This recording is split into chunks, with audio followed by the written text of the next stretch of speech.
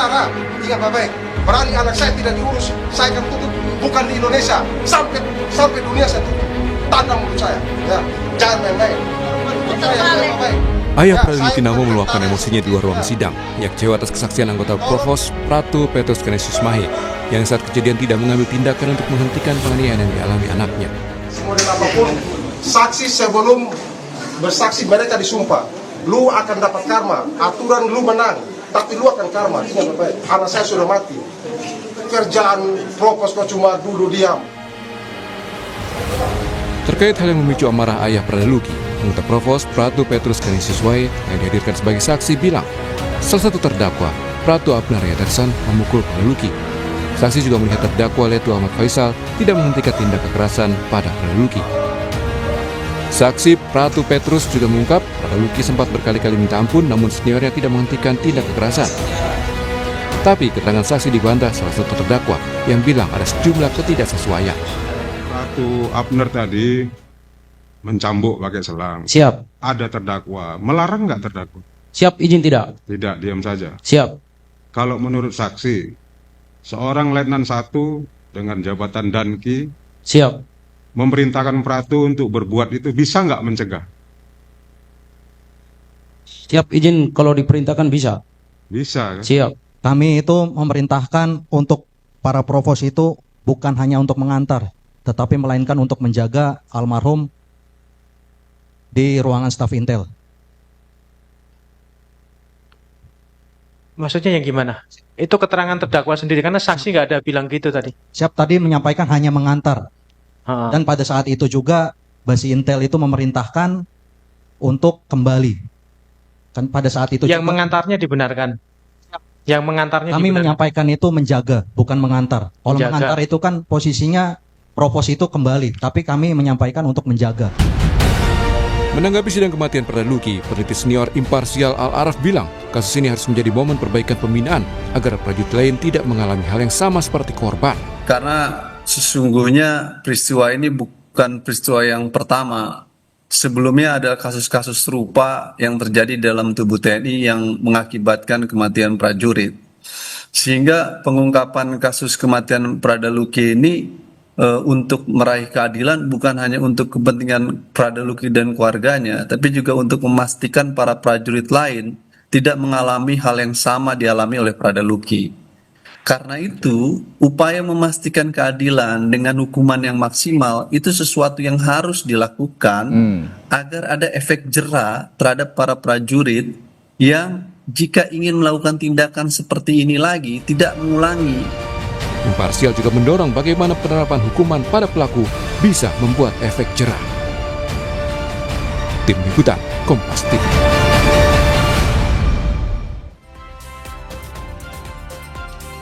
Sejumlah pihak mendorong kasus kematian Pradeluki harus menjadi momen agar prajurit TNI lain tidak mengalami hal yang sama dan pelaku harus dibuat jera.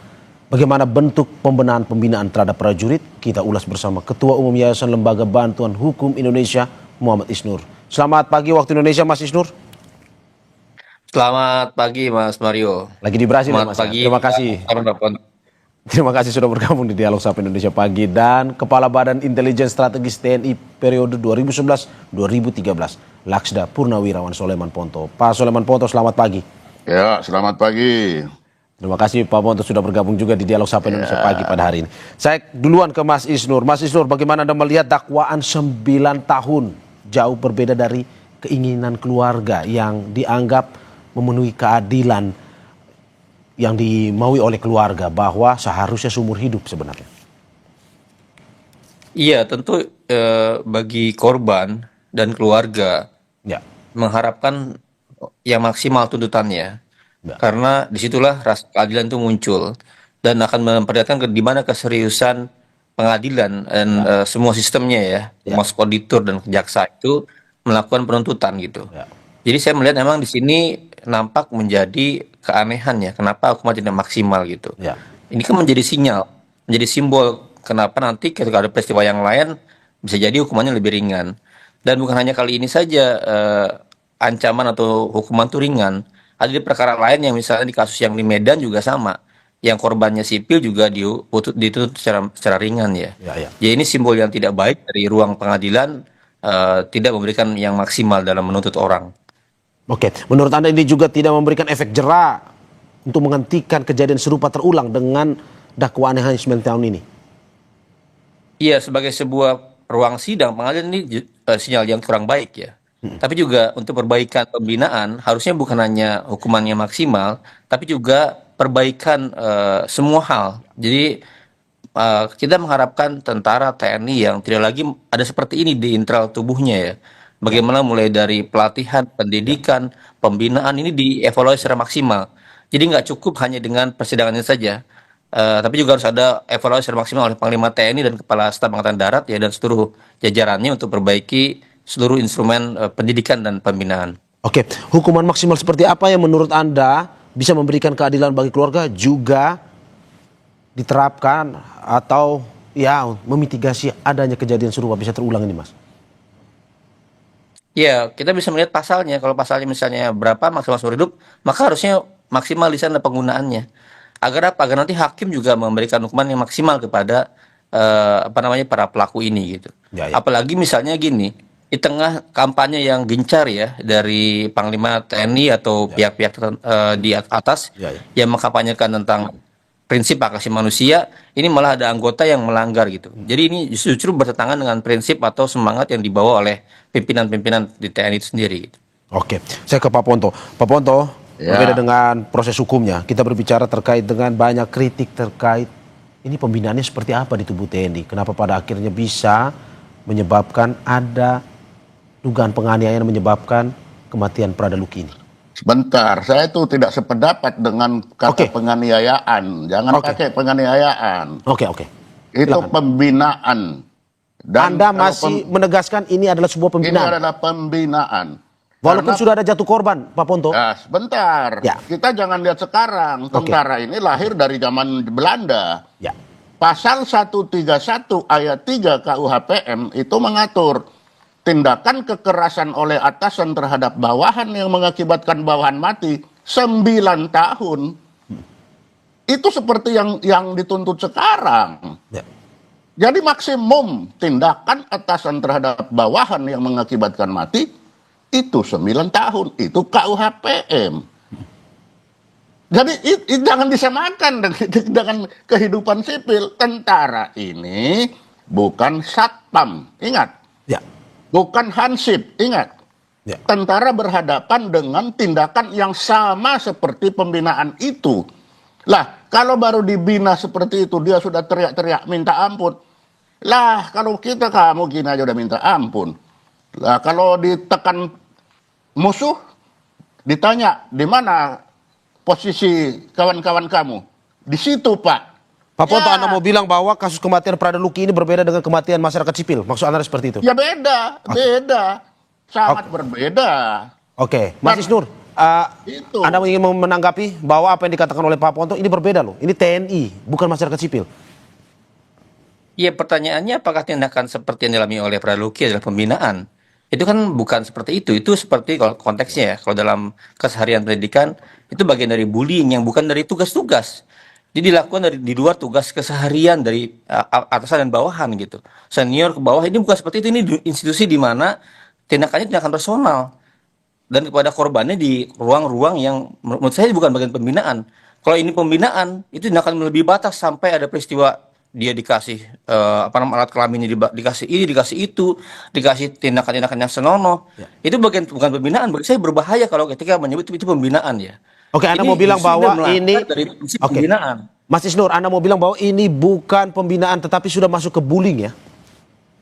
Dia bullying yang terjadi dan kemudian terjadi secara keji ya, kejam di ruang-ruang tertutup seperti itu gitu ya.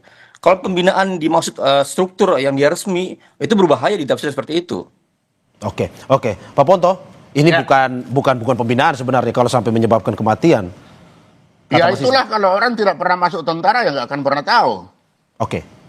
Saya kan 30 tahun di tentara, tahu bagaimana anak buah. Saya pernah tahu begitu masuk seperti apa kita dilakukan juga sama.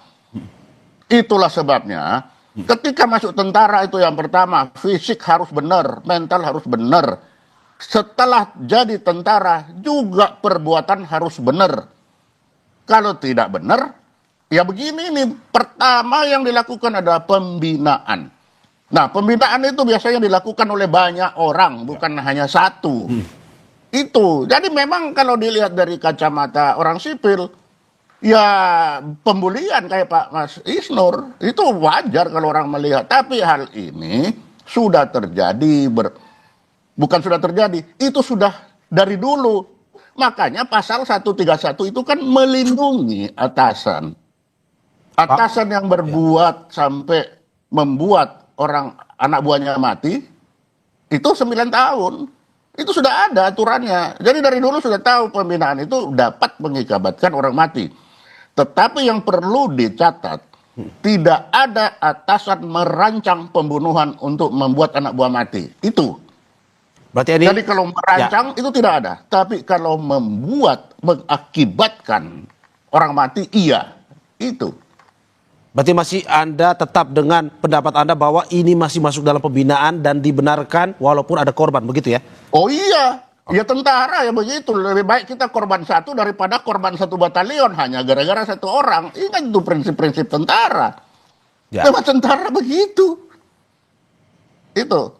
Oke. Kita lebih baik mengorbankan 1 orang daripada 1 batalion hancur hanya gara-gara 1 orang. Itu prinsip tentara. Oke, Mas Isnur, bagaimana Anda melihat ini? Apakah memang sebenarnya ini tidak mencederai hak asasi manusia sebenarnya, walaupun tergabung dalam TNI atau pasukan? Ya, kita melihat justru semangat melanggar hukum itu yang sangat tinggi dilakukan oleh para senior-senior ini gitu. Dan tindakan yang sangat kemudian bertentangan dengan hukum tentara itu sendiri. Kalau Pak Ponto bilang itu adalah melawan kebenaran, enggak, tindakan yang melawan kebenaran. Bagaimana mungkin tindakan penyiksaan ya secara keji brutal dilakukan itu dianggap pembinaan? Ini bukan latihan yang resmi, ini bukan kemudian standar pelatihannya TNI. Standar pelatihannya sudah banyak pelatihan juga gitu. Ini bukan dalam rangka pembinaan seperti yang diarahkan menuju Sabta Marga atau Sumpah Prajurit, bukan. Ini bagian dari ketidaksukaan, kebencian yang berlebihan gitu. Dan bagi saya itu tidak dibolehkan dalam apa namanya prinsip di tentara manapun gitu. Kalau emang dulu itu adalah sebuah kesalahan, maka jangan diteruskan, jangan diulangi gitu. Kalau ini dianggap sebagai pembinaan, ini berbahaya sekali. Berapa banyak nyawa atau jiwa aparat ya, jiwa anggota yang bisa jadi gara-gara tidak disukai, dibully dan melakukan apa namanya disiksa habis-habisan, meninggal di mana-mana gitu. Bukan karena dalam pelaksanaan tugas. Ini bisa menjadi sebuah pengalaman yang negatif ke depan menurut Anda ya, kalau misalkan ini bisa dimaklumkan atau dilumrahkan ya sebagai perintah atasan walaupun ada yang meninggal. Iya, dan betul. Dan kemudian juga tradisi ini tradisi yang kemudian terjadi menyebar secara apa namanya kejadian banyak korban yang lain juga. Dalam hal misalnya kejadian Fahlevi dan lain-lain di kejadian di Serdang dan anak SMP. Jadi merembet keluar juga. Karena bersifat misalnya cenderung kekerasan, itu yang kita bilang menjadi berbahaya. Terima kasih. Oke, Pak Ponto, ini menarik juga saudari Mas Isnur bahwa kalau misalkan ini dalam tanda kutip dibenarkan, ini menjadi presiden yang buruk juga bagi ke depan. Ada hal-hal yang bisa diambil alasan bahwa ini perintah atasan walaupun jatuh korban meninggal juga sebenarnya, Pak. Lah makanya kan saya bilang tadi aturan di kita itu KUHPM itu lahir tahun berapa itu? Dan itu kan dunia itu KUHPM itu. Itu ada perlindungan terhadap atasan yang dalam perbuatannya mengakibatkan anak buah mati. Kan itu ada. Ya kalau tentara kita tidak keras, Pak, wah, saya sebagai atasan harus yakin anak buah saya itu kalau ditekan tidak mengaku. Nah, setiap atasan punya standar bagaimana dia mengaku. Tapi ingat, dia tidak akan sampai membunuh. Itu aja. Oke, tapi menurut Anda, kalau itu dilihat dari begini Pak, jadi jangan kita melihat dari kacamata lain. Ini kacamata tentara. Hidup saya tergantung juga anak buah saya. Anak buah itu tergantung kita. Kita itu saling menyatu. Itu saling menyatu. Tidak ada seorang atasan itu merancang pembunuhan, itu tidak ada. Dan pembinaan itu tidak selalu untuk latihan. Itu mental. Mental itu tidak ada aturannya yang tepat seperti apa.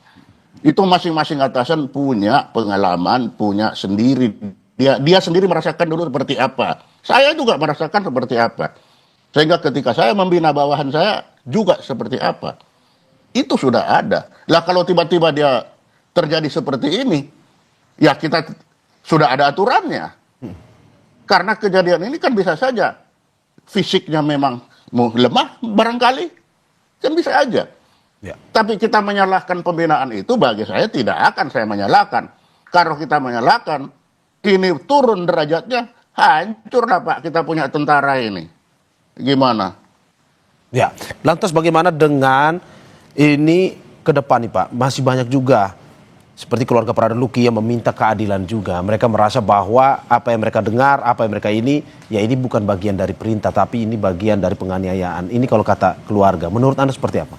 Nah itulah yang saya bilang, kalau orang luar bilang itu penganiayaan, tetapi di dalam itu pembinaan. Dan kalau minta itu oke, meninggal ya kita turut berduka. Itu sudah ada aturannya. Ya. Yaitu pasal 131 ayat 3. Ya. Ya itu kan yang dipakai. Ya. Ya memang benar itu yang dipakai. Ya. Situasinya begitu. Karena itu tadi jangan menganggap ini perencanaan. Oke. Karena tidak mungkin ada atasan yang membuat perencanaan pembunuhan. Ini di dalam barak banyak orang. Itu loh. Oke. Memang kacamata sipil dan militer tidak akan pernah sama. Itulah sebabnya juga pengadilannya kita sendiri. Kita Oke. punya aturan sendiri, kita punya tradisi sendiri, kita punya sendiri. Oke. Oke. Tidak bisa dicampur Oke. dengan lain-lain. Gitu Oke, loh. Pak Ponto, tapi yang saya tangkap dari diskusi kita adalah bagaimana semangat kita untuk pada akhirnya pembinaan boleh dilakukan tapi tidak jatuh korban meninggal dunia. Menurut Anda, tadi kan Anda bilang ada aturannya. Apakah perlu ke depan revisi aturannya atau sebenarnya pembinaannya lebih sederhana atau gimana? Oh ya tidaklah, kalau bagi saya yang sekarang sudah bagus, karena itulah kita bisa bertahan tentara ini dengan baik. Karena aturannya sudah bagus. Aturan sudah bilang, kalau pembinaan kamu mengakibatkan orang mati, kamu 9 tahun ya. Iya. Masa kita rubah aturannya hanya untuk beberapa orang? Ya. Ya nggak bisa lah, itu prinsip. Satu hilang lebih baik daripada 1 batalion hilang. Ya. Yang Menurut- belum oke. pernah bertempur, nggak pernah merasakan memang. Oke, menurut Anda saat ini aturannya tidak ada yang salah, pembinaannya pun tidak ada yang salah ya? Salah. Ya. Oke, saya ke Mas Isnur. Mas Isnur, semangatnya untuk Ya. tidak ada korban, tapi kata Pak Ponto tidak ada yang salah sebenarnya. Baik itu dari aturan, baik itu dari cara pembinaan. Ya kalau kemudian pembinaan jadi alasan ya untuk melakukan kekerasan, itu sangat berbahaya. Bisa jadi gini, dengan alasan tidak sukaan, dengan alasan yang tidak jelas, lalu orang disiksa, lalu orang bisa mati kapanpun ya, dengan alasan dia senior. Itu justru melanggar hukum dan hak asasi manusia. Dalam konteks ya, kita bisa melihat bagaimana reformasi dilakukan. Undang-Undang TNI 2004 itu sangat jelas garis-garisnya yang baru gitu. Jangan sampai kemudian dengan alasan pembinaan, bisa alasan jadi membunuh orang kapanpun gitu. Kalau ini terjadi, standar pembinaan mengakibatkan prajurit mati di mana berada, wah itu menjadi sangat berbahaya ya. Dan saya melihat banyak sekali statement juga yang lain dari para alumni atau kemudian para purnawirawan, itu berespon yang baik juga gitu. Dalam artian ya harusnya dihukum maksimal, dihukum seberat-beratnya gitu. Dan harus direview. Jangan sampai jadi alasan pembenar dengan pembinaan membunuh orang gitu. Demikian Mas Mario. Oke, Pak Ponto bagaimana? Apakah ini mungkin saja bisa jadi alasan untuk melakukan hal hingga menghilangkan nyawa orang? Bisa saja terjadi, Pak. Loh Pak, tentara itu hilang nyawa kan di pertempuran, disiapkan untuk hilang nyawa di pertempuran. Jadi kita jangan melihat dari sisi yang bukan sisi kacamata lain. Ini kacamata militer, itulah sebabnya tentara itu punya peradilan sendiri, punya aturan sendiri. Karena dia bertempur, dia bekerja di luar kehidupan orang sipil. Tapi itu kan untuk bertempur, Pak. Tapi itu kan untuk bertempur, disiapkan untuk bertempur. Lah maksudnya. justru itu persiapan pertempuran lah harus keras, Pak. Misalkan, kalau dia dipukulnya, ditempelingi 3-4 kali, dia sudah ngaku. Di mana batalionmu? Di situ. Ya hancurlah 1 batalion. Makanya kita harus yakin anak ini diapain pun, dia tidak akan mengaku. Itu setiap atasan punya standar sendiri. Bagaimana dia bisa meyakinkan anak buahnya ini tahan mentalnya kalau menghadapi tekanan dari asing dari lawan itu untuk bertanya aja posisi kawanmu di mana. Itu aja.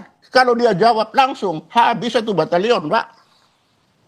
Jadi itu kita punya standar. Tidak bisa orang bilang, standar saya ya standar saya. Untuk apa? Keselamatan saya.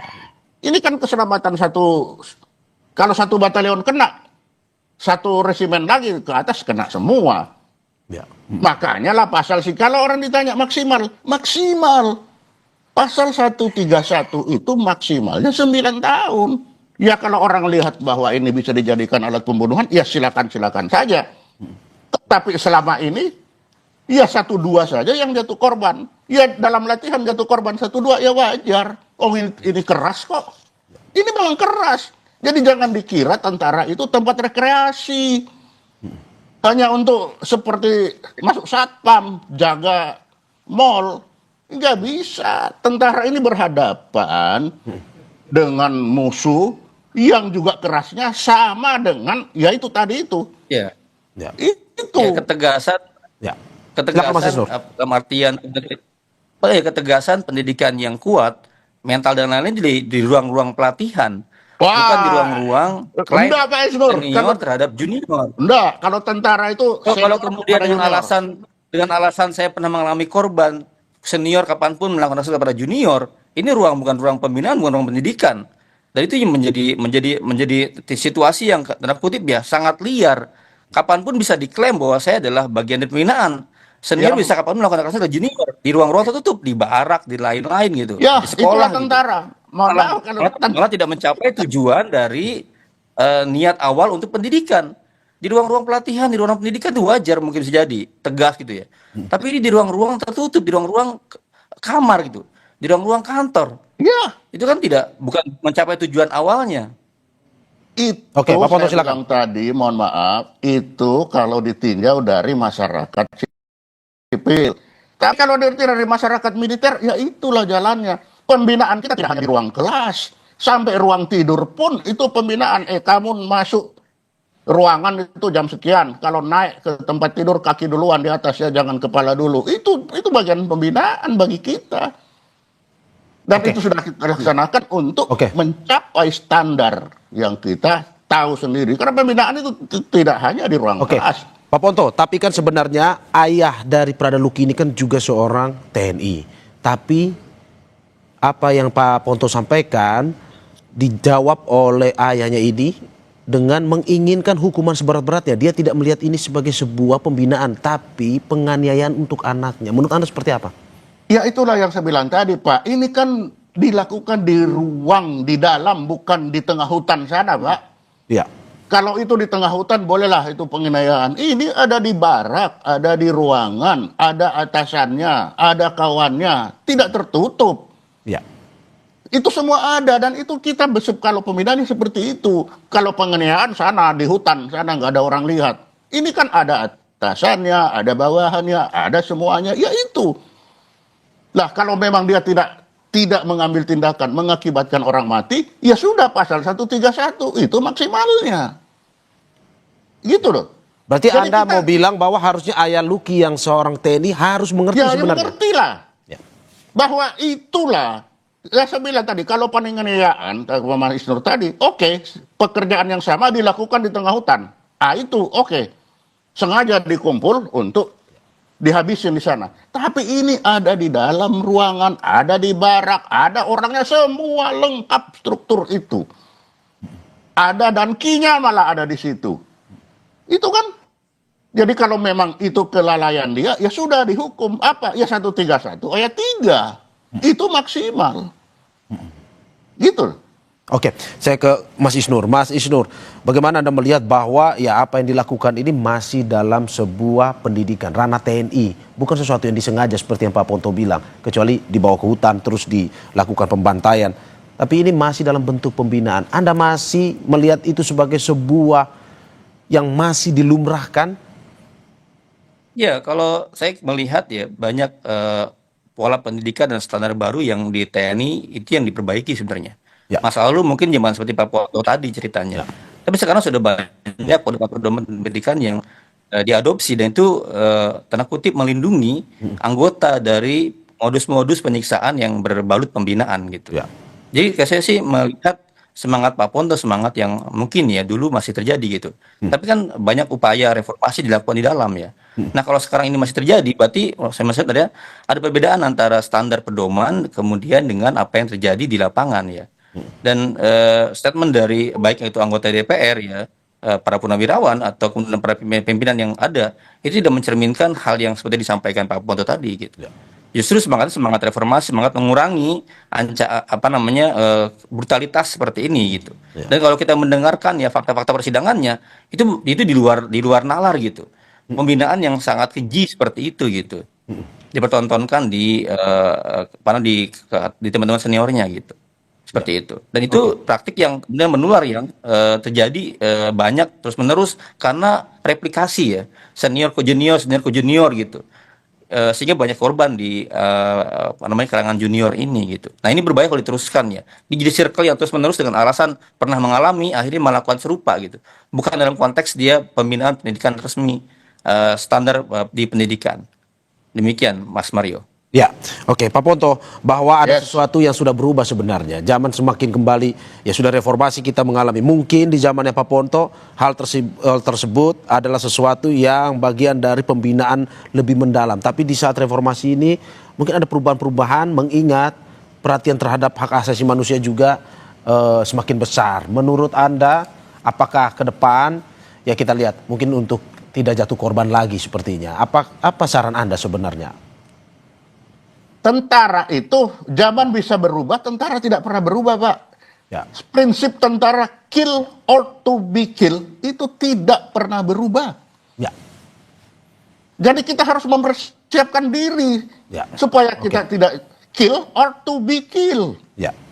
Itu jangan sampai hanya orang-orang yang berubah sekarang itu pandangan orang terhadap tentara. Dikira tentara itu sama dengan masuk satpam.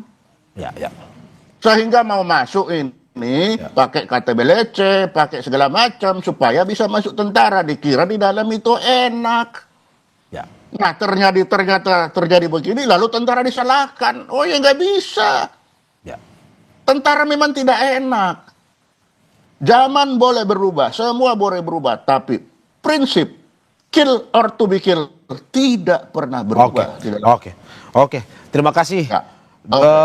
Dua narasumber saya yang hari ini begitu semangat dalam memberikan pernyataan dan kita harapkan apa yang terbaik bagi keluarga Prada Luki Namo ini. Terima kasih Ketua Umum Yayasan Lembaga Bantuan Hukum Indonesia Muhammad Isnur dan juga Kepala Badan Intelijen Strategis TNI periode 2011-2013 Laksda Purnawirawan Soleman Ponto. Terima kasih Bapak-bapak.